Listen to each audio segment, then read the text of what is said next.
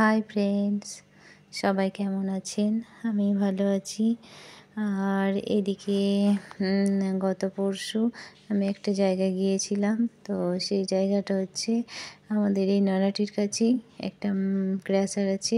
একটা ক্র্যাশার না, অনেকগুলো ক্র্যাশার আছে, বাহাদুরপুর ক্র্যাশার। তো সেখানে আমি গিয়েছিলাম। তো এইটা একটা বৌদিদের।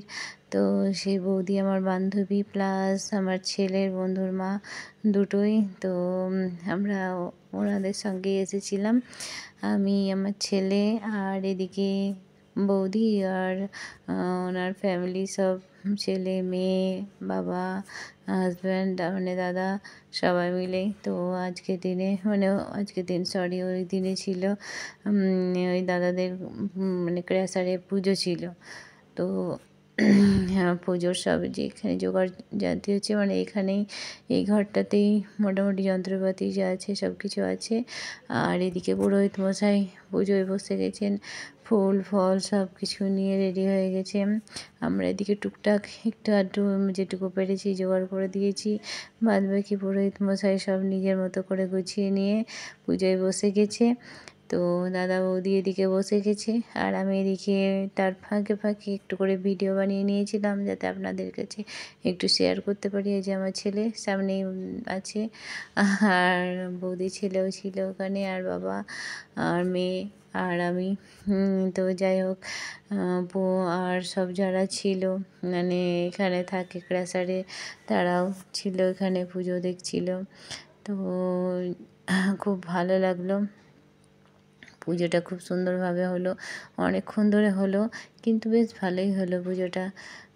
তো দেরি করেই হচ্ছিলো, ধৈর্য ধরে পুরোহিত নিজেই বলছেন আমি একটু ধৈর্য ধরে পুজোটা করি। তো যাই হোক, তার মধ্যে দেরি হলো, অসুবিধা ছিল না, মোটামুটি সব ঠিকঠাকই ছিল।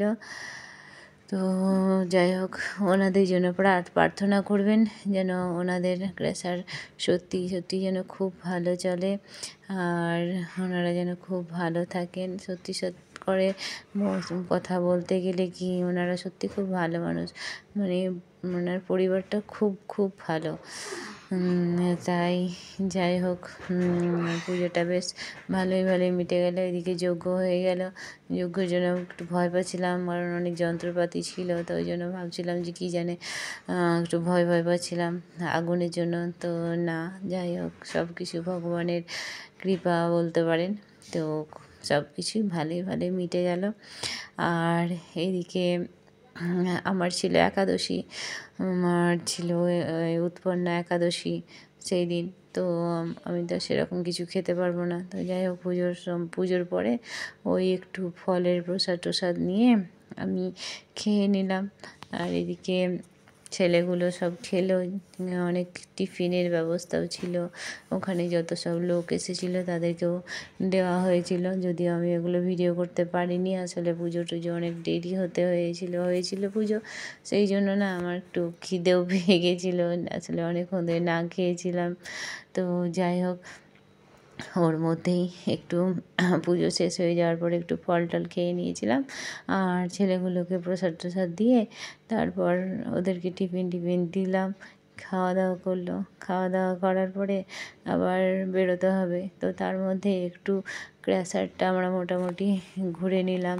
তো মানে যে ওনারা দাদা বৌদি একটা গাড়িও কিনেছে। সেই গাড়িটাতে হঠাৎ করে দেখছি জিনিস মানে পাথর টাথর বয়ে নিয়ে আসছিলো। তো ওই গাড়িটা দেখতে গেলাম যে কোথায় পাথরগুলো ফেলছে। তো অনেকটা বেশ উঁচু ছিল জায়গাটা, তো ওখানেও গেছিলাম। ওখানে যাওয়ার পরে মানে খুব ভালো লাগছিলো, মানে এতটা উঁচু জায়গায় গিয়ে দাঁড়িয়েছি, মানে উঁচু থেকে আমরা কথা বলছি, নিচে যারা আছে তো ওনারা শুনতেই পাচ্ছিলেন না, এত জোরে কথা বলছিলাম। তো যাই হোক, আমরা ওখানে গিয়ে দুই বান্ধবী মিলে বেশ একটু পোজ দিয়ে ছবিও তুলে নিলাম। আর তার মধ্যে ছেলেগুলো এলো, ওদের সাথেও একটু করে সেলফি নিয়ে নিলাম সবাই মিলে।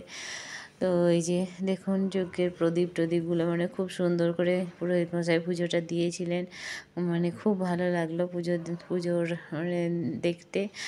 আর তারপরে এবার কী করব, এবার বাড়ি যেতে হবে। তো বাড়ি যাওয়ার আগে কিছু কিছু করে ছবি তুলে নিলাম। তো আর তারপরে হ্যাঁ, এখানে একটা কালী মন্দির আছে, সেখানেও বৌদিরা পুজো দিল। তো সবাই ভালো থাকবেন, সুস্থ থাকবেন। Good night.